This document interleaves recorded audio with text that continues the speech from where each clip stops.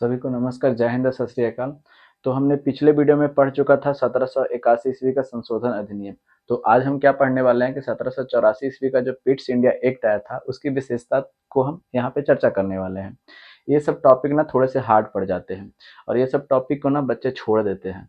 तो हम आपको इजली तरीके से समझाने का कोशिश कर रहे हैं और आप वीडियो पर अंत तक बने रहिएगा। हम यकीन दिलाते हैं आपको पूरी तरह से समझ में और कंसेप्ट पूरी तरह से क्लियर हो जाएंगे, ठीक है। और जिन्होंने पिछला वीडियो नहीं देखा होगा वो जा करके प्लेलिस्ट में देख लीजिएगा, आपको पूरी तरह से समझ में आ जाएगा, ठीक है। तो चलिए देखते हैं ये 1784 ईस्वी का जो पिट्स इंडिया एक्ट आया था तो इसकी विशेषता क्या थी। आखिर इसमें विशेषता जो होगा तब तो हमको पढ़ने के लिए दिया गया है, अगर विशेषता कुछ नहीं होता तो हम लोग को तो पढ़ने के लिए नहीं आता। तो इसमें क्या होता था ना कि देखिएगा, इसकी विशेषता में देखते हैं तो एक था राजनीतिक मामला। कौन सा था? राजनीतिक मामला। और एक था वाणिज्यिक मामला, ठीक है। ये वाणिज्यिक मामला और एक राजनीतिक मामला दोनों को क्या कर दिया जाता है? अलग कर दिया जाता है। जब दोनों को अलग कर दिया जाता है तो क्या आप इसे कह सकते न है कि ये द्वैध शासन को आरंभ किया जाना प्रारंभ हो चुका है?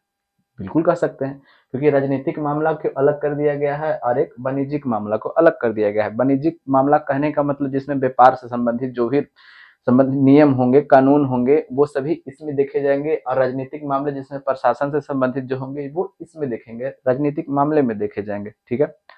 अब क्या होती है कि इसको नियंत्रित करने के लिए, यह राजनीतिक मामले को नियंत्रित करने के लिए एक संगठन का स्थापना किया जाता है। उस संगठन का नाम क्या है? तो बोर्ड ऑफ कंट्रोल।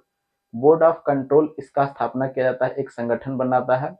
और ये वाणिज्यिक मामलों को देखने के लिए इस संगठन का नाम होता है ये बोर्ड ऑफ डायरेक्टर, ठीक है। ये दो गो संगठन बनता है, बोर्ड ऑफ कंट्रोल और एक होता है बोर्ड ऑफ डायरेक्टर। तो बोर्ड ऑफ कंट्रोल किसको देख रहा है? तो राजनीतिक मामले को देख रहा है। और एक बन रहा है क्या? Board of director. तो बोर्ड ऑफ डायरेक्टर किसे देख रहा है? तो ये देख रहा है वाणिज्यिक मामलों को देख रहा है। और ये बोर्ड ऑफ कंट्रोल को जो अधिकार दिया गया था ना, ये अधिकार किस किस के अंतर्गत में था वो देख लेते हैं। जैसे में क्या था? नागरिक के। अब नागरिक से जितने भी अधिकार थे ना, यानी नागरिक को जो अधिकार कौन सा दिए गए हैं, नहीं दिए गए, ये सभी किसके अंतर्गत में आ रहा था? ये बोर्ड ऑफ कंट्रोल के अंतर्गत। क्योंकि बोर्ड ऑफ कंट्रोल ना वो राजनीतिक मामले देख रहे थे, यानी प्रशासन से संबंधित जितने भी मामले थे ये कौन देख रहा है? तो बोर्ड ऑफ कंट्रोल एक संगठन बना है वही देख रहा है। तो इसमें कौन कौन से हैं? जो एक है नागरिक हो जाएगा, फिर उसके बाद एक सैन्य हो जाएगा और फिर राजस्व हो जाएगा। राजस्व जो पैसा कौड़ी जो होगा ना, इकट्ठा होगा ना, वो सभी को नियंत्रित कौन कर रहा है? तो ये सभी का सभी नियंत्रण कर रहा है बोर्ड ऑफ कंट्रोल, नियंत्रित कर रहा है, ठीक है। और ये बोर्ड ऑफ डायरेक्टर को तो हमने देख लिया। बोर्ड ऑफ डायरेक्टर क्या कर रहा है? व्यापार से संबंधित, व्यापार कैसे होंगे, कब कहाँ पे होंगे, कितना बढ़ाएगा, कितना नहीं बढ़ाएगा, ये सभी किसमें देखा जा रहा है? तो ये वाणिज्यिक मामले बोर्ड ऑफ डायरेक्टर में देखा जा रहा है। यहाँ तक तो चीजों को आपको पूरी तरह से क्लियर हो चुका है।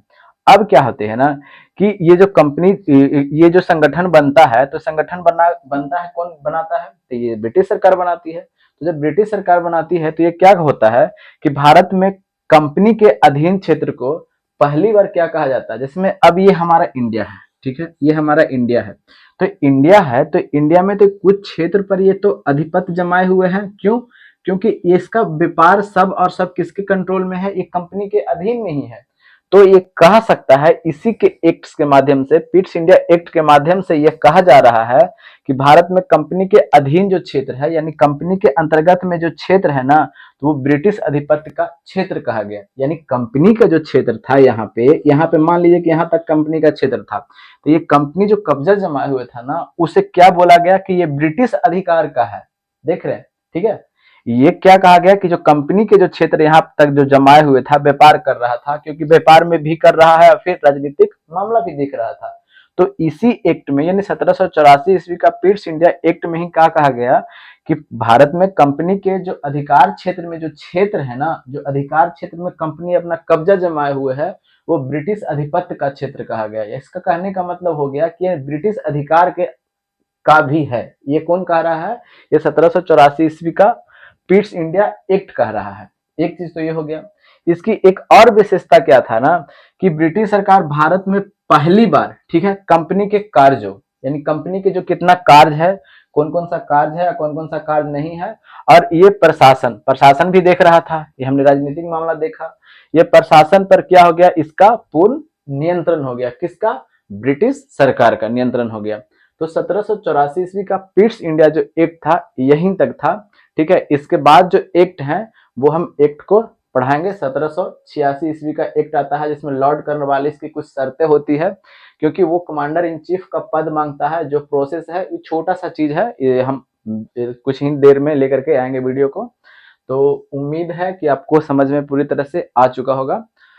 तो अच्छा लगा होगा तो लाइक कर सकते हैं, और अच्छा नहीं भी लगा होगा तो डिसलाइक जरूर कीजिएगा।